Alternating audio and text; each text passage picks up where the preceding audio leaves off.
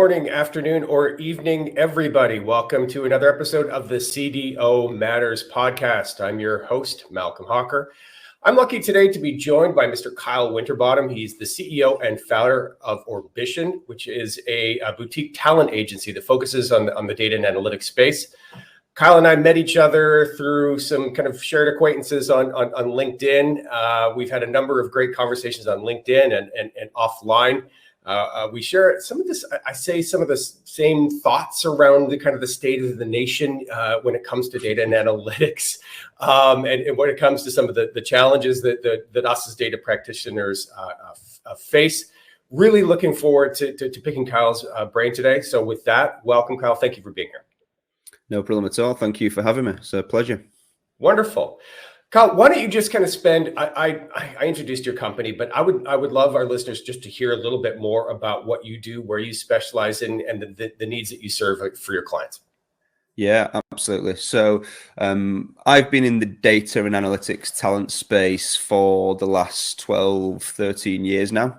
So I guess Orbition, we're a boutique talent solutions business. We operate exclusively within the world of data and analytics. So that's literally all we do. Obviously, as you can tell from the accent, we are headquartered here in the UK, but we have a presence out in North America as well, and work across the UK, Europe, and the USA predominantly.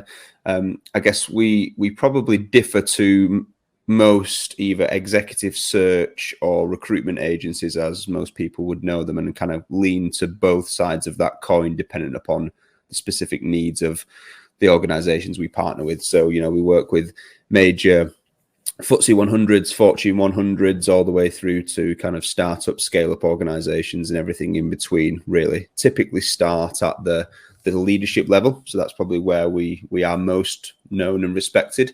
And then beyond that, helping those data leaders, CDO type of people to build out their technical teams beneath them. You know, so that could look like helping an organization to find a singular CDO. It could be a small to mid-sized enterprise that needs to hire 5-6 people right now. It could be a Fortune 100 that plans to hire 90 people over the next 18 months. And we would kind of, you know, tactically and strategically embed ourselves within those businesses to help deliver that talent strategy roadmap, and then over a series of phases, you know, get those people into that business effectively. So that's the short version. Wonderful. I should have mentioned at the start of this, obviously you can see that I have a new sign. hopefully it's not too disruptive. I'm trying to be, I guess, the next data Joe Rogan. Is it displaying correctly, Kyle, or is it mirrored? Is it weird? Is it? It's mirrored to me. Yeah, it's the wrong way around to me. Oh goodness. Okay, there. Sorry. There we go.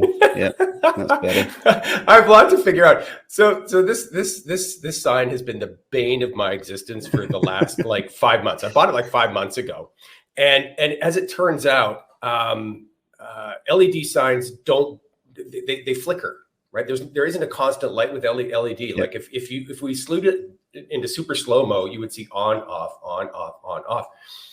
Which means that digital cameras have a hard time with it, because digital cameras are capturing the same way. It's called a frame rate. Yeah. And if the frame rate of the camera is not the same as the frame rate as the sign, it creates this throb. It's like literally like this. It's just. And I tested webcam after webcam after webcam. I tested multiple DSLRs and Nikon Z5, 3300, Nikon 5500. None of them worked. They all kind of created this throb. Until I tried my old iPhone 8. So we're running an iPhone 8. This is the video capture here. It's the only one that doesn't throb. Anyway, thanks for helping with the sign. And my apologies for taking some wind out of the sails of you talking about your fantastic company, because I know you guys are doing great things, and I know you're incredibly active in the market, and you've got your finger on the pulse of the market for talent in the CDO space. So. Yeah, let's go back to enough about my side. When it comes to the market, let's focus on CDOs or VPs of data and analytics. You know, a pseudo, maybe not a CDO in role, but a CDO in responsibility. What are you seeing out there right now? I mean, obviously, I think we are here in late 2022. A lot of people are afraid of global recession, kind of global economic slowdowns. Just high level, what are you seeing in the market for top talent in the data and analytics space? So, well, I think at the leadership level, particularly, I think the market is in a bit of turmoil. To be honest with you, I think broadly speaking, most organisations don't really understand what they're looking for or what they should be looking for. But equally, there's quite a lot of data leaders out there who are open to exploring new opportunities for a whole host of different reasons, and I think that's kind of created this imbalance in the market where you've got, in comparison to some of the more technical disciplines, if you think about data engineering as an example, right, over the last 2-3 years, that's just been the big thing, and there are just so few people out there in comparison to the number of organizations trying to hire that skill set and hire it at scale. So the kind of CDO or kind of data leadership market is the flip side of that at the moment, unfortunately, where you've got only a few select actual leadership roles, and that's probably a good point to make, right? Is that there's a lot out there by title in terms of what might look like a relevant role for people who are listening to this, but when they scratch beneath the surface, whether it's the more logistical things like remuneration, or whether it's the scope of the opportunity, or whether it's the appetite and investment from the business, when you scratch beneath all of that, unfortunately, there are very few roles that I think many people would be, quick to kind of jump out of where they're at for, if that makes sense. So that's kind of, broadly speaking, I think where we're at from a leadership perspective.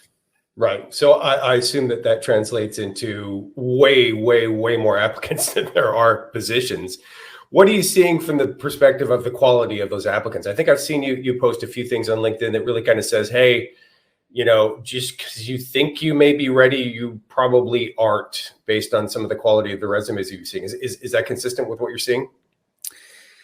I think so. I mean, I think, so I did a bit of a just, nerding out really, Malcolm, over, data and recruitment, the two topics that I obviously know. And I started to collate a lot of the job adverts that I was seeing online, and the disparity between leadership job adverts and then the more technical job adverts. So I've got a host of them saved on my laptop, but what you'd see from that is very clearly, if it was a senior data engineering role, for example, that might get a handful of applicants, if that, over a period of 2 to 3 months, right?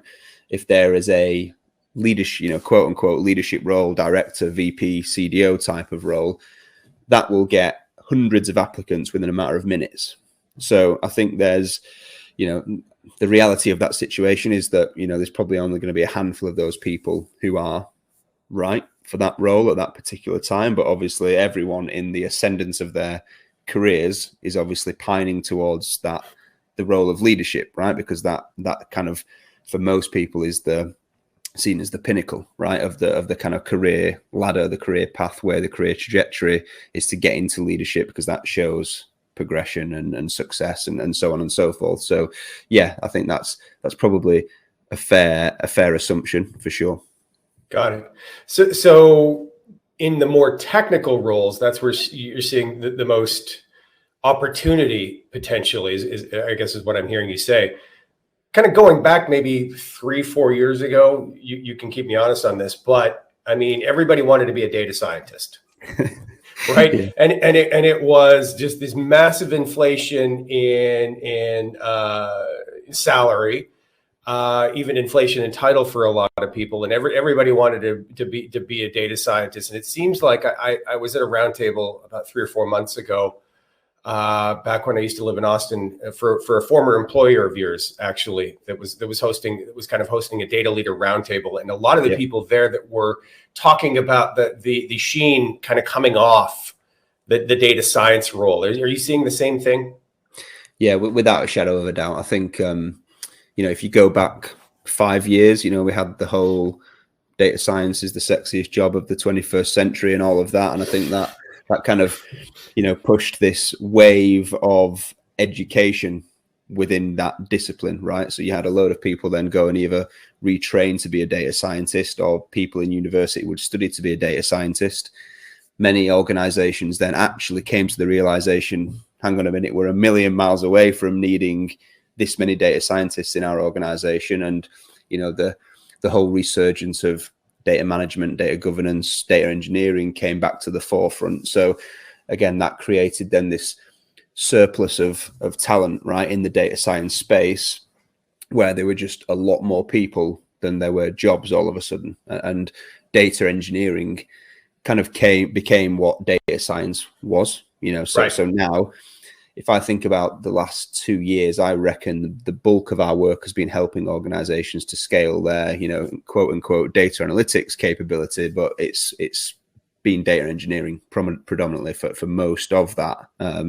And that marketplace is in the same situation as data science was 5 years ago, where, people are getting stupid uplifts in terms of salary, stupid uplifts in terms of title, just because the number of people out there that can do that job are so few and far between. And, it's not just that every business out there is looking for these types of people, but they're not just looking for them in ones and twos. They're looking for them in 6, 7, 8s and 9s, right? And there might only be a handful of people in any one area that can, with the right tech stack, the right skill set, the right location, whatever the case may be, that can do that job.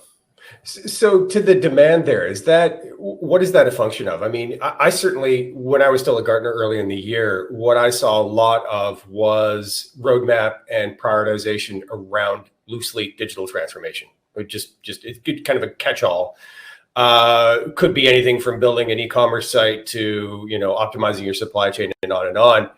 But what I saw was a lot of companies running to that, getting into 2, 3, 4 year long commitments around some form of digital transformation. Most of them are pretty much like halfway there, not even all the way there. I suspect a lot of the demand for what you're seeing for data engineering is coming as a result of that. Do you concur, or are there other forces that are kind of driving this? Yes, I mean, the whole digital transformation movement has obviously been a big part of this, and that was certainly expedited through the COVID pandemic, right? When many businesses were thrust into that world without even realizing it. But I think even prior to that, many organizations had kind of started on this data analytics journey in a quest to be, data driven in quotation marks, and jumped feet first, in my opinion, into the wrong areas, right? So they went straight for the sexy silver bullet type stuff. They were trying to do AI and machine learning projects, and they just weren't ready for that. And I think that kind of created that spiral of then, okay, well, we spent all this money, we're too far in to kind of give it up, so we need to backtrack and start fixing some of the foundations. And I think that's why, the last 18 to 24 months particularly, we've seen a massive resurgence around data governance roles, and actually senior data governance roles as well, which has been nice to see. That coupled with the, the more technical stuff around the data engineering side, they've certainly been the kind of hot topics. And you might ask me this later or not, but I've put my hat on the data product space being the big thing for 23 and beyond. Couldn't agree more. Let's talk about that in a bit. I do want to tie off on the kind of the data engineering and the competitiveness in that space there, and hiring for more data engineers. So let's assume I am a VP of data and analytics, or I'm a CDO, and hopefully I'm listening to this podcast. What are some of the kind of the tips that you would give to somebody probably closer to my age, hiring probably somebody closer to half my age?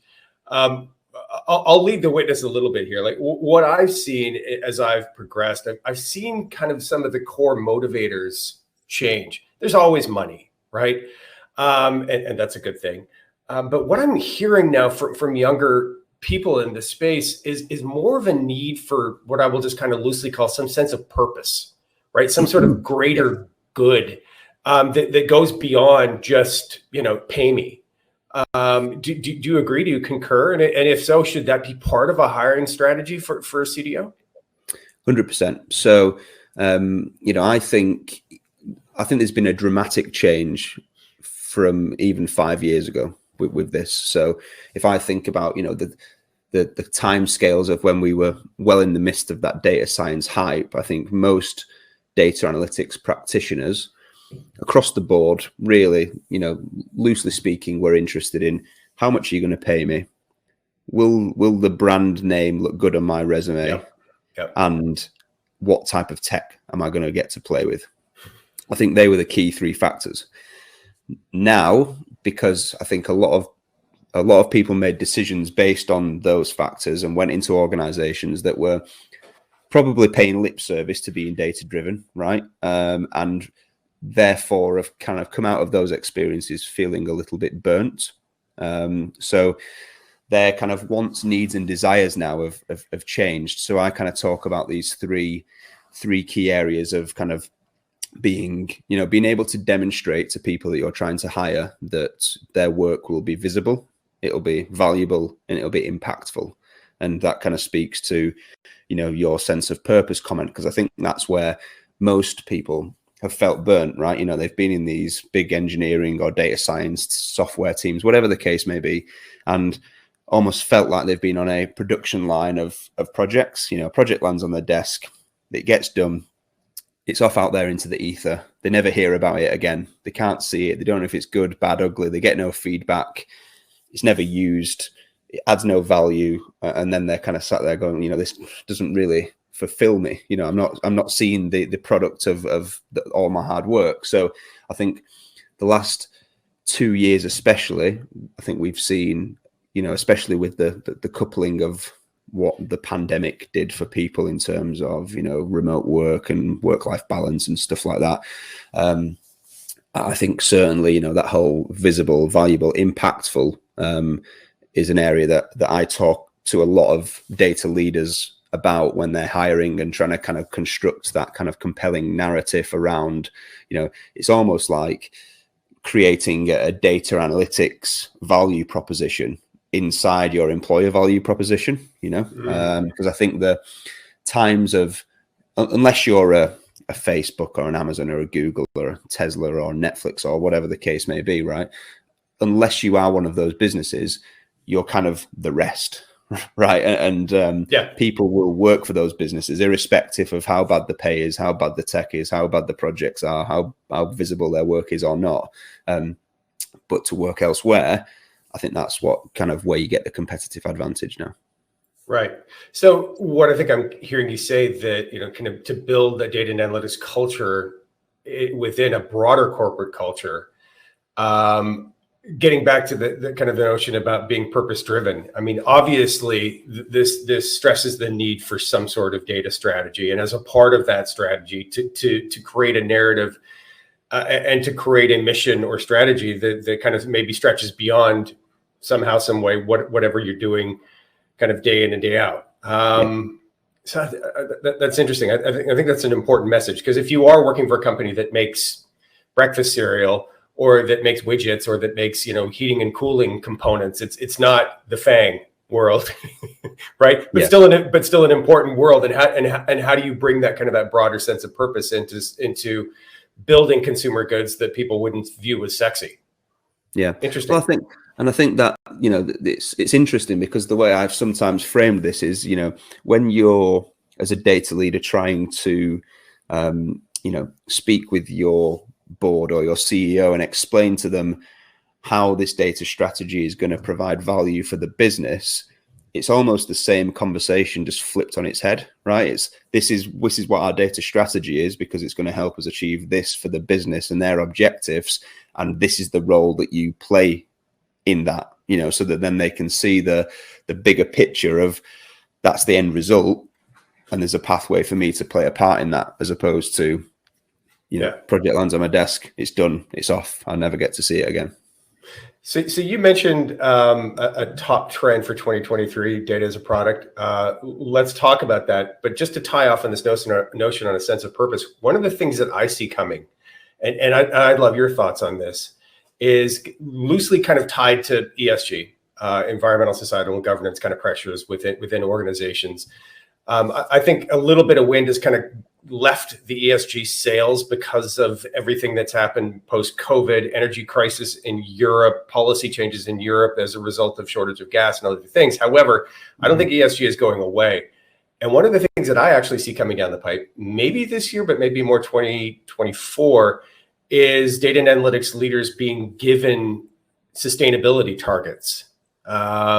meaning don't hoard data.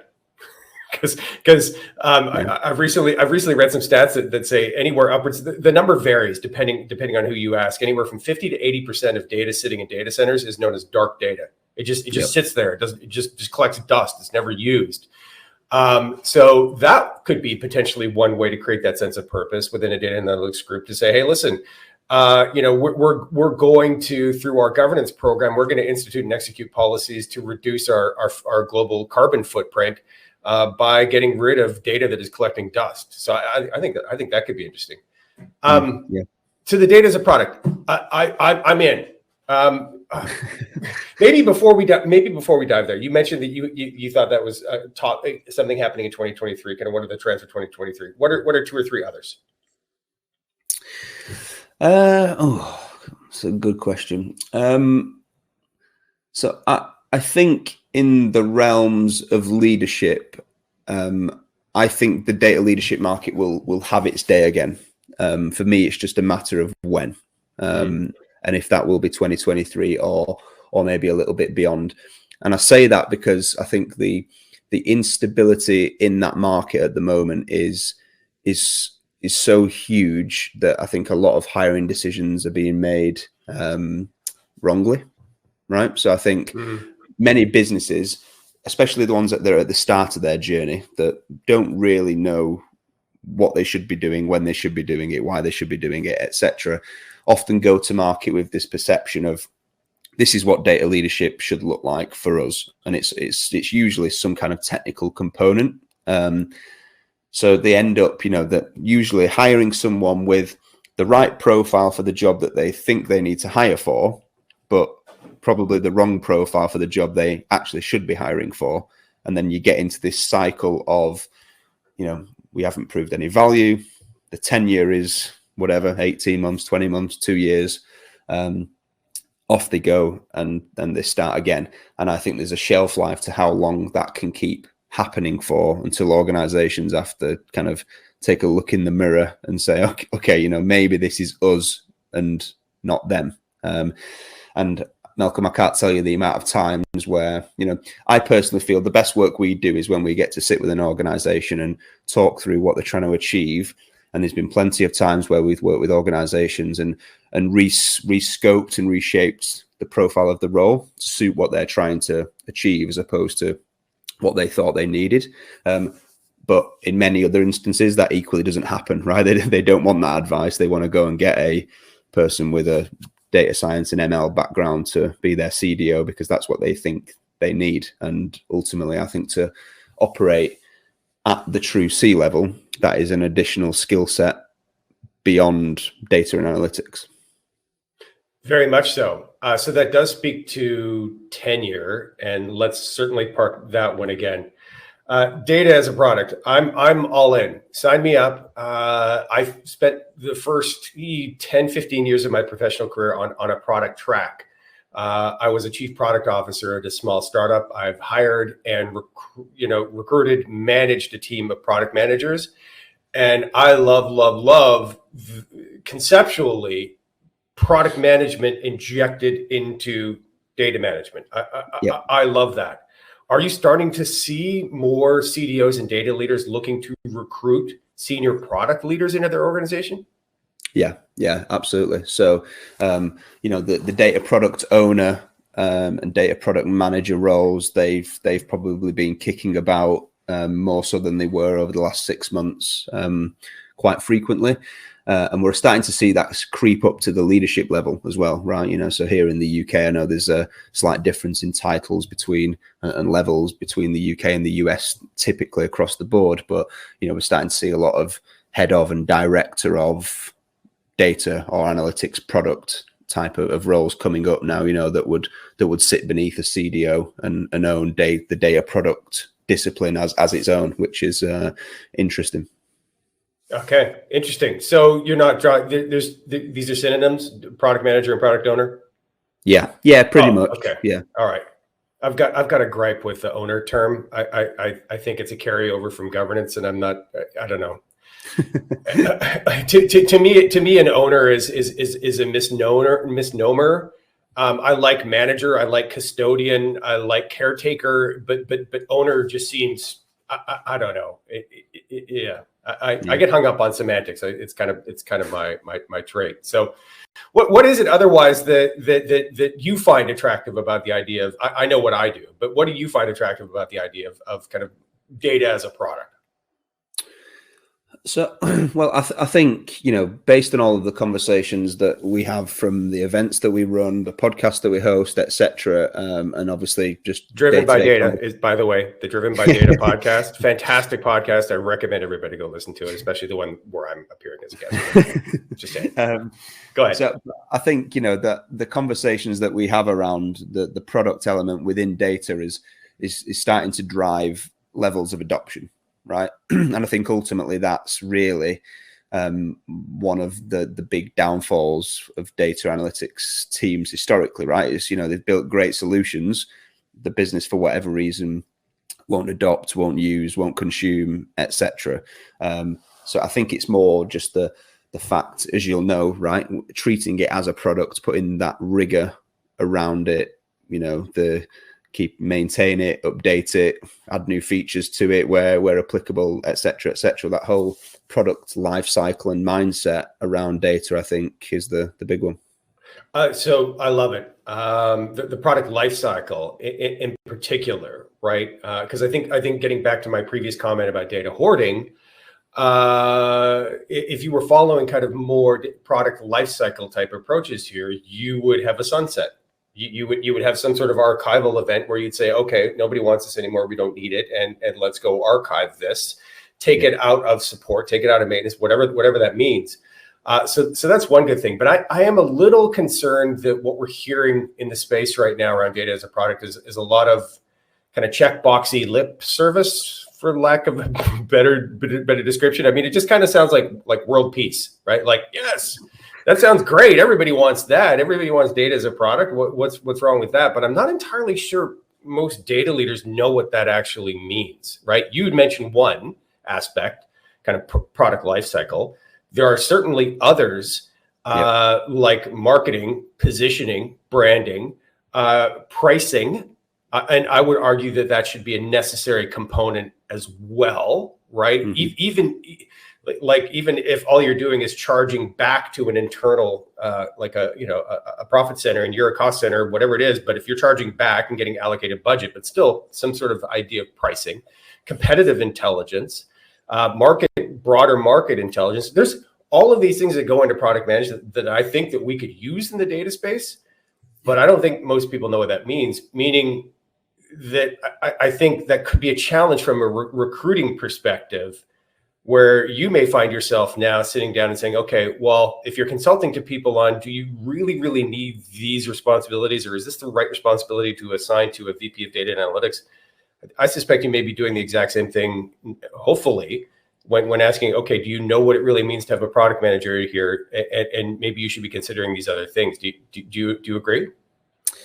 Yeah, absolutely. I think, as with pretty much everything in our industry, there's always the risk that the buzzword overpowers the actuality of what it's there to do, right? So I think there's definitely a risk around that businesses jump on the data products or data as a product bandwagon, and we need data products, and everyone's going to be running around building said products in quotation marks, and I think there's always the risk there for sure. Yeah, I'm most concerned, especially for those that look at it through the lens of an owner, that would give some sort of kind of, I don't know, free reign over everything. And data inherently is a team sport and a collaborative sport, as is product management. So I don't know. I think maybe I get hung up on labels too much, but I do think. Yeah, I mean, it might be worth noting, Malcolm, that I think the product owner title we've seen and kind of found tends to kind of be given to organizations that are operating with a hub and spoke model, right? Okay. So it's a data person that also understands the product element and can face towards the business and sits in the business domain to own data from their perspective and create products around that. So I know that would be slightly different to your usual product manager that might run a suite of products, right? Agreed. So getting back to the CDO role, let's assume that I am a director of data and analytics, or I'm a senior manager of data and analytics, and I want to go down that CDO path.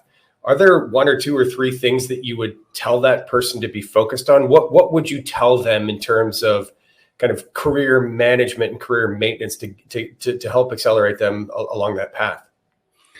Well, I think the first thing that I normally tell people when I have these conversations is don't go chasing the title, right? So first and foremost, make a decision based on the role and responsibilities, because I think that probably plays a part into the tenure conversation as well, right? You know, I think many people have been hell bent on getting to that pinnacle of that title and probably made decisions that in hindsight they wish they hadn't made to have the title, and you know, ended up 18 months later looking for a new role because they can't bear another day. So I think that's the first thing I normally tell people. I think the second thing, as me and you have discussed many times, the whole kind of component around value and adding value and being able to pinpoint tangible commercial benefits out of the things that the activities that you're doing.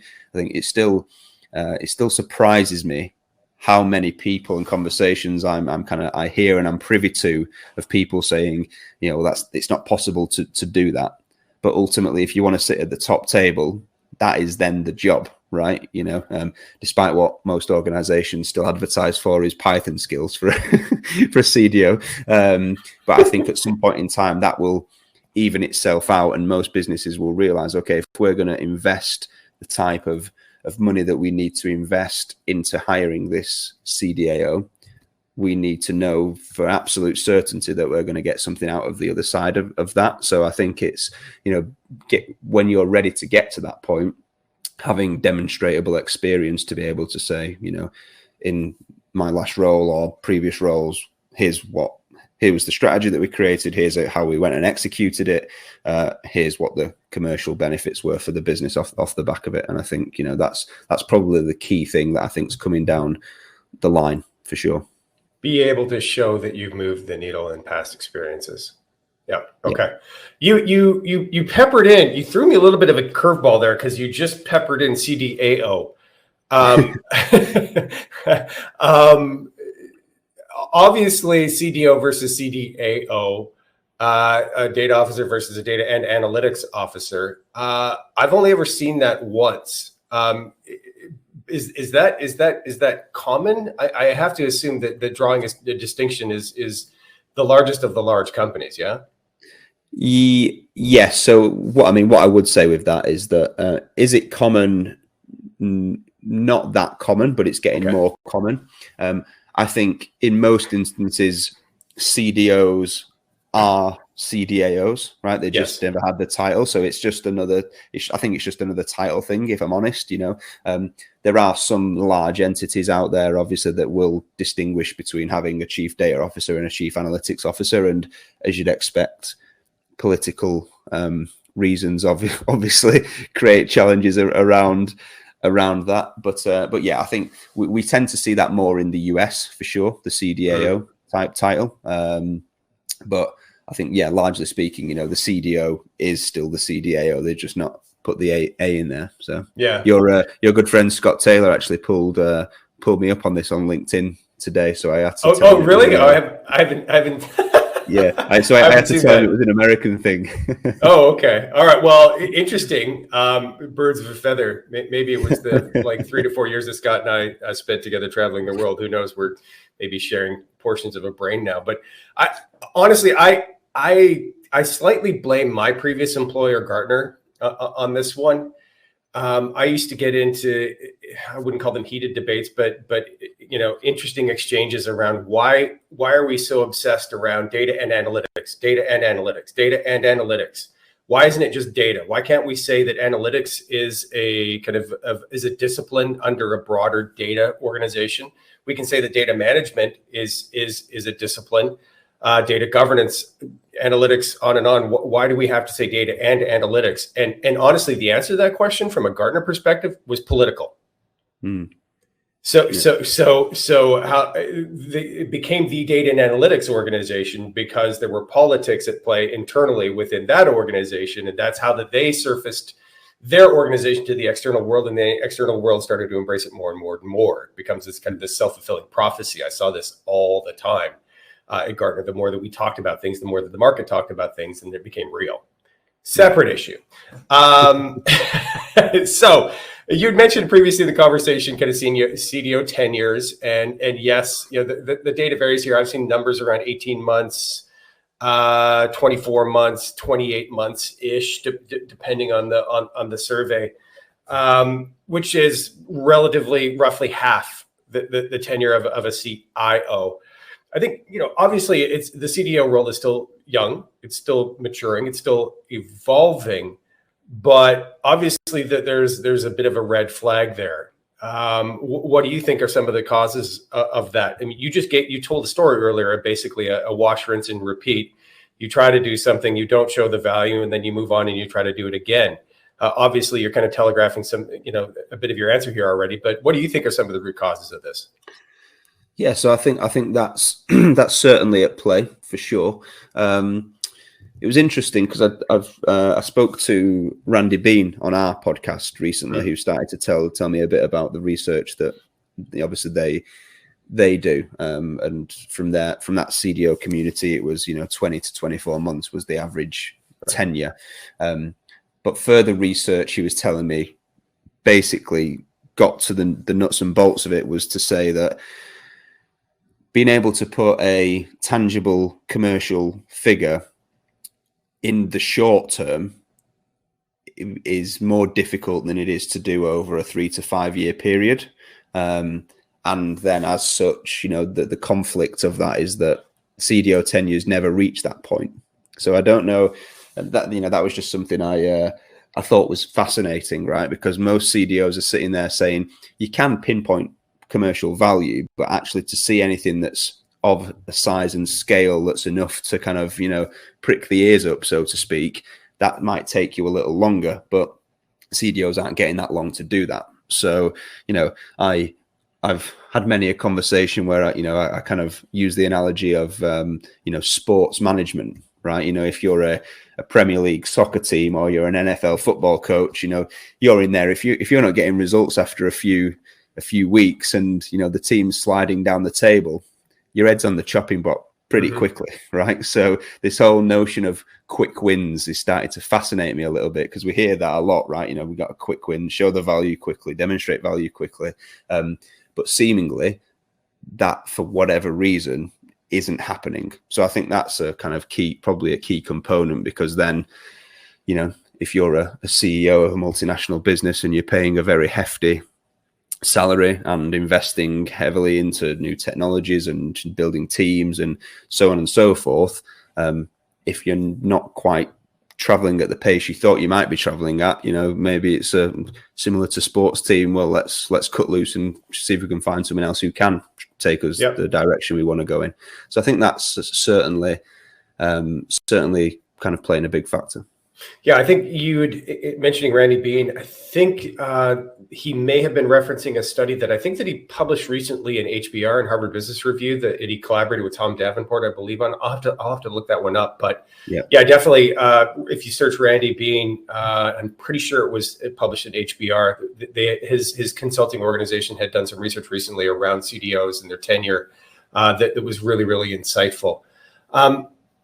One of my theories here is related to incentives, and couldn't agree more. Quick wins. You've got to be focused on strategy, but too much strategy and not enough quick wins is a problem.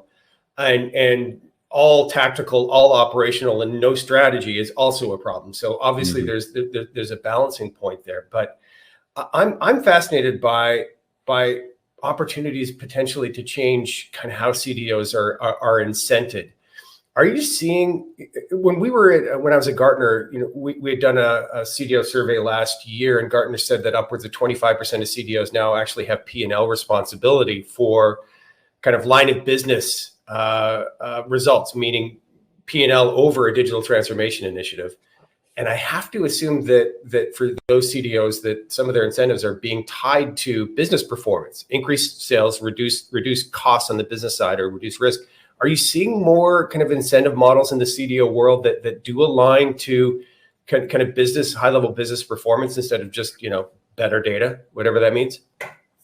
Yeah, so I think broadly speaking, at the senior level, most remuneration packages look like, a proportion of base salary, equity, and a bonus of some kind. Now, it depends, it really varies organization to organization, firstly on how big of that portion is assigned to bonus, and the kind of drivers behind that. So is it you do get instances where it's exclusively business performance, so if the business outperforms what it was expected to revenue wise or P&L wise, then you're eligible for a bonus.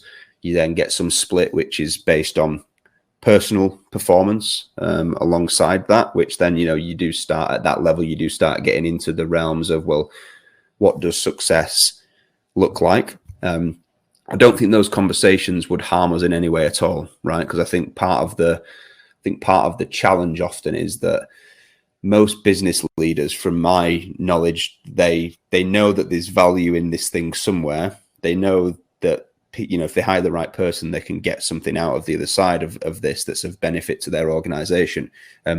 Obviously, they're not the people that know how to do that, hence why they go and hire a CDO, right? But I think in many instances, there's not any success metrics or KPIs around what does good look like for this Right. CDO over what timescales. So that does bring that kind of question to the forefront a little bit when you have to start negotiating. Well, okay, if my bonus is based on part of my remuneration is based on a bonus around my personal performance, well, what does success look like for me, and how are you going to quantify that? And I think that also not only drives the conversation from setting up success metrics, but also drives the right behaviors from the CDO around, well, I want to make sure I hit that bonus, so I want to make sure that I'm demonstrating these key things, right? But I think again, it's a balancing act, because it's normally the CDO that needs to be the person that can tell the business leader how realistic that ambition is over what time frame, right? So yeah, I'd be interested to see a future world where kind of the CDO KPIs are directly aligned to business KPIs, right? At appropriate levels, right? So normal course of action for a senior leader to be compensated based on company performance, and a certain amount of your bonus to be tied to company performance, generally revenue, right? But at lower levels, as you kind of cascade down the organization, I would love to see a future state where CDOs sign up for lower cost of goods sold, or increased cross-sell, or lead conversion rates, or whatever. mm-hmm. I mean, there's thousands of business KPIs, but where its actual KPIs on the business side are fully aligned to KPIs on the CDO side, instead of just kind of some nebulous, company performance, which is almost always, if our revenue goes up, you get a bigger chunk of pie from a bonus perspective. So I think there could be something there. And that's really what I kind of meant by incentives, where what I see in data and analytics leaders is this kind of this ill-defined, just kind of better data or data quality metrics, and not actual business metrics. Yeah. I think it fascinates me, that kind of line of conversation, Malcolm, because I think obviously, and I know that we've spoken about this many a times, right? Yeah. But everyone knows, you go and speak to any Joe Bloggs in the street that works in data, and they will tell you, start with the business strategy and objectives, work backwards, plan your strategy around helping the business to hit them, blah blah blah blah blah. Yeah. Well, 8-9 times out of 10, it probably doesn't happen that way, which fascinates me. I'm still trying to pinpoint why. Yeah, exactly. And honestly, Kyle, I think what it comes down to, straight up, is, I will just loosely say, leadership. Because I think it takes a very, very, very extraordinary leader to walk out on that limb, right? And say, yes, I will tie my compensation to business KPIs. And if those business KPIs are not delivered, then I won't get my bonus. And that takes a really unique leader, because you don't, as with all things data, you don't have direct control over those outcomes, right? You're reliant on salespeople, or you're reliant on procurement people, or you're reliant on other people in the business to do it. So I think that would take an exceptional person to be able to do that and to take those risks. But I'm optimistic that someday in the future that we are doing more of that. And I think that's when you and I will connect on LinkedIn and say, aha, we finally maybe crack some sort of code here for why, I think we can guess as to why data leaders don't kind of follow the business strategy and don't execute against business outcomes. But once 3 or 4 or 5 or 10 or 15 or 20 start to do it, I think they'll start to see more and more of that. So, yeah. Anyway, that's me being the optimist. We could keep talking for days and days, and as we do online anyway. But it's been so great to have you. Wonderful insights. I'm optimistic for 2023. I know it's a tenuous time. You're nodding, so it seems like you are. Thank you so much for spending some time with us today to discuss this.